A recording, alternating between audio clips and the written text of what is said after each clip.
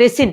ఈ పేరు వింటేనే వెన్నులో వణుకు పుట్టాలి. ప్రపంచంలోనే అత్యంత ప్రాణాంతకమైన జీవ విషాల్లో ఇది ఒకటి. దీని ప్రత్యేకత ఏంటంటే రుచి లేదు, వాసన లేదు.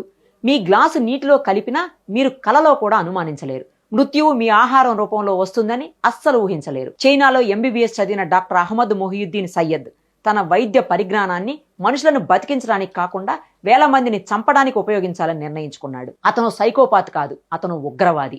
సులభంగా దొరికే ఆముదం గింజల నుంచి రెసిన్ను ఎలా సేకరించాలో, దాన్ని ఎలా శుద్ధి చేయాలో అతనికి బాగా తెలుసు. తన జ్ఞానాన్ని దుర్వినియోగం చేస్తూ చాలా కాలంగా ఆముదం గింజల నుంచి రెసిన్ను తీస్తున్నాడు. అతని ప్లాన్ ఎంత భయంకరమైనదంటే ఢిల్లీ, అహ్మదాబాద్, లక్నో వంటి నగరాల్లో మంచినీరు, గుడి ప్రసాదాల్లో ఈ విషాన్ని కలిపి ప్రపంచంలోనే అతిపెద్ద సామూహిక విష ప్రయోగాల్లో ఒకదానికి పాల్పడాలని చూశాడు. ఒక్కసారి ఈ విషం ప్రజల్లోకి చేరితే అది ప్రపంచంలోనే అతిపెద్ద సామూహిక విష ప్రయోగంగా చరిత్రలో నిలిచిపోయేది. యాక్షన్ మొదలయ్యాక వందలు వేల మంది హాస్పిటల్స్ పాలై ఏ కారణం లేకుండా చనిపోతుంటే దేశమంతా భయంతో కుప్పకూలేది. డాక్టర్ సయ్యద్ ఒంటరివాడు కాదు.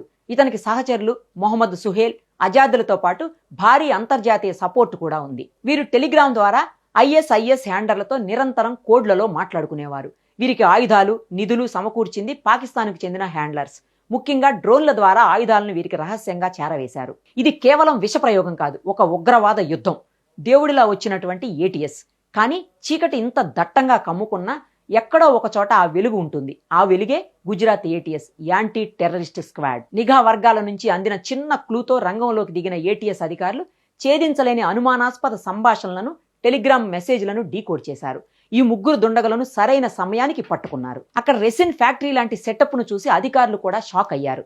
ఒక విషాదం జరగబోయే కొన్ని గంటల ముందు ఆ గోల్ కీపర్ ఏటీఎస్ బంతిని గోల్లో పడకుండా ఆపగలిగింది. మన దేశ భద్రతా సంస్థలు, యాంటీ టెర్రర్ ఏజెన్సీలు చేస్తున్నటువంటి పనిని మనం ఎప్పటికీ పూర్తిగా అర్థం చేసుకోలేం. వారి పని ఒక గోల్ కీపర్ లాంటిది.